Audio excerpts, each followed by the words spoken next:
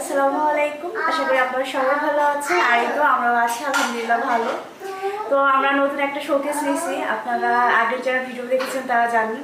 তো শোকেসটা কীভাবে গোছাইছি এটা ভাবলাম যে আপনাদের আজকের ভিডিওতে শেয়ার করব।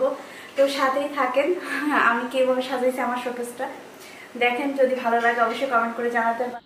তো আমার শোকেজের দুই সাইডে হচ্ছে এরকম ডিজাইন। তো আমি হচ্ছে উপরের দিকে আছে না যে অনেক মানে উপরে একদম করে হচ্ছে ডিজাইন থাকে, ওইটা নিয়ে নিই। তো এই সাইডের ডিজাইনটা আমার খুব ভালো লেগেছিলো, তো ভাবলাম যে এইটাই আমি নিই। তো এই ডিজাইনগুলোতে একটাই সমস্যা যে ময়লা হলে এটা পরিষ্কার করতে অনেক বেশি কষ্ট। কারণ হচ্ছে আমার ওভেন র্যাকটাও মানে ডিজাইনটা প্রায় এরকম টাইপেরই, এই যে দেখতেই পারতেছেন। এইটা ক্লিন করতে আমার খুব বেশি কষ্ট হয়। এই যে এগুলার ভিতরে ময়লা ঢুকে, এই যে ধুলা দেখেন, 2 দিন আগেই মুছা হয়েছে কিন্তু কেমন করে ধুলা ঢুকছে। আর এটা মনে হচ্ছে যে মনে হয় 1 মাস যাবত মুছা হয় না, এরকমই আর কি। প্রচুর পরিমাণে ময়লা কোথা থেকে যে আসে বুঝতে পারি না। তো এই কারণে হচ্ছে বেশি ডিজাইনের কোনো জিনিস নিলে এটা পরিষ্কার করতেও কিন্তু কষ্ট হয়। তো এই ডিজাইনারগুলোর ভিতরে ওরকমই ময়লা জমবে, আর এটা আমার ক্লিন করতে হবে, কিছুই করার নেই। পছন্দের জিনিস নিতে গেলে একটু তো কষ্ট করতেই হবে। আর আমার যে একজন আপু বলেছিল যে আমার শোকেসের গ্লাসগুলো কাঠের নাকি কাচের। তো আমার শোকেসের গ্লাসগুলো হচ্ছে কাচের। আমার কাছে মনে হয় যে কাচের নিলে ওইটা একটু বেশি স্পেস লাগে, দেখতে সুন্দর লাগে। আর কাঠের হলে হয়তো বা আমার কাছে মনে হয় যে একটু আটা আটা টাইপের, মানে একটু জায়গা কম ভিতরে এরকম টাইপের মনে হয়। বাট গ্লাস দেওয়া থাকলে মনে হয় যে একটু খোলামেলা, জায়গাটা একটু বেশি। তো যাই হোক, আমার এই কারণে হচ্ছে আমি গ্লাসওয়ালা এটা নিছি। আর গ্লাস দেওয়া থাকলে অসুবিধাও আছে, যেহেতু এটা আমার ভাড়া বাসা। তো আমার যদি বাসা চেঞ্জ করতে হয় দেখা যাবে এটা খুব সেনসিটিভ একটা জিনিস, খুব সাবধানে নিয়ে যেতে হবে। আর কাঠের হইলে অত একটা প্যারা ছিল না, যেহেতু গ্লাস ভাঙার সম্ভাবনা খুব বেশি থাকে, এই কারণে একটু যত্নে রাখতে হবে। আর বাসা চেঞ্জ করার সময়ও যত্নে নিয়ে যেতে হবে। যেহেতু আমার পছন্দ এরকম ছিল, তো আমি আমার পছন্দ মতোই আর কি নেওয়ার চেষ্টা করেছি। তো এই আর কি। আর এই গ্লাসগুলোর উপর একটু ধুলা পড়লে একদমই মনে হয় যে ধুলার মানে উড়ে এসে সবই মনে হয় গ্লাসগুলোতে এসে পড়েছে। আমার ঘরের প্রতিটা ফার্নিচারই হচ্ছে তেঁতুল বীজ কালারের, এই কারণে না বেশি ময়লা বোঝা যায়।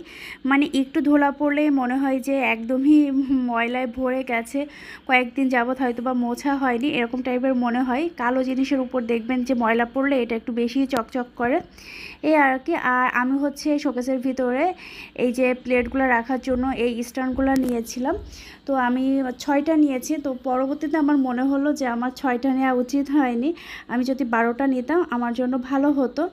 তো আমার কাছে মনে হয়েছিল আমি জাস্ট 6টা প্লেট রাখবো, কিন্তু দেখলাম যে প্লেটের পরে যদি ছোট যে পিসগুলো থাকে ওই হাফ প্লেট আর কি, ওইটা যদি রাখা হয় তাহলে বেশি ভালো লাগতেছে। এই কারণে আমি 3টা প্লেট রাখছি উপরে আর 3টা হাফ প্লেট রাখছি।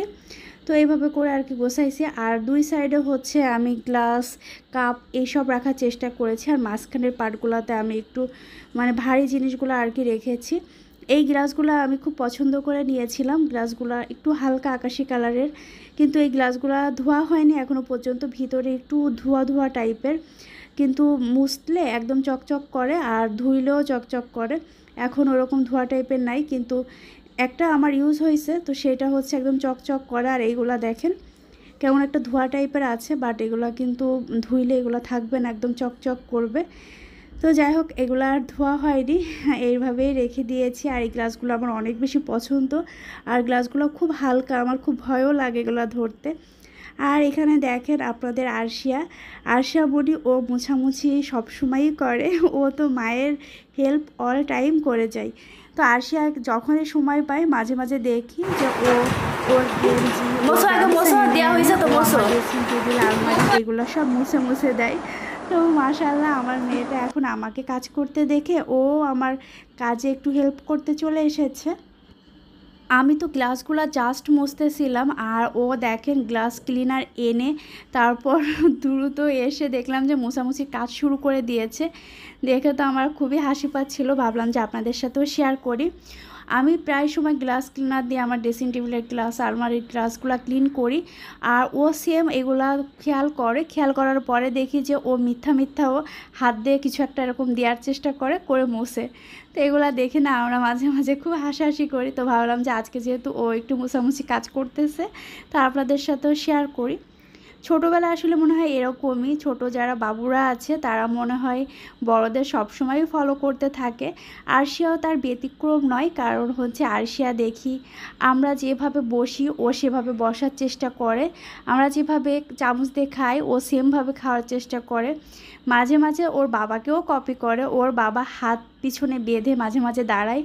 তো ও দেখি যে আমি যদি বলি যে বাবা কেমন করে দাঁড়ায়, ও সেম আমাকে দেখায়। মাশাআল্লাহ, ওর জন্য সবাই দোয়া করবেন।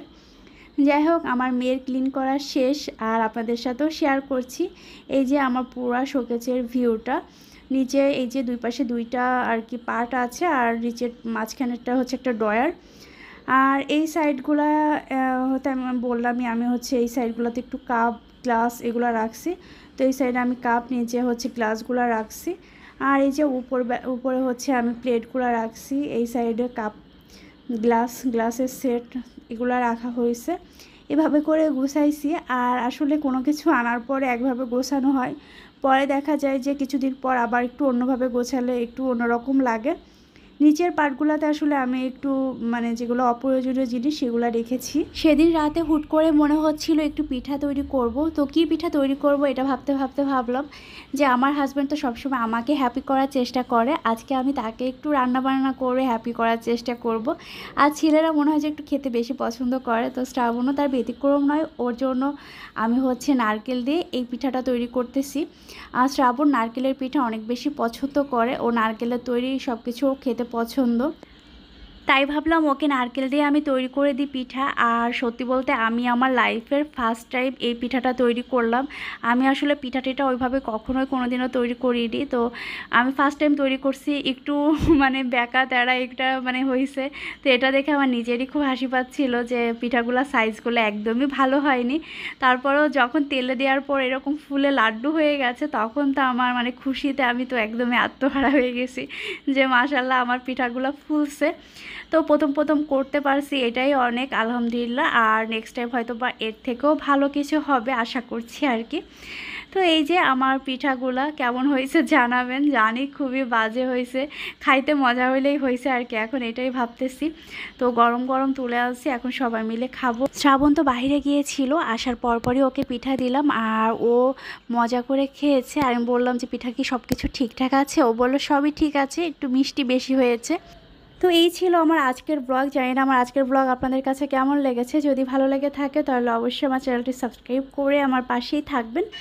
আর আজকের ভিডিও এখানে শেষ করছি। সবাই আমাদের জন্য দোয়া করবেন, আপনাদের সবার জন্য অনেক অনেক দোয়া এবং ভালোবাসা। আল্লাহ হাফেজ।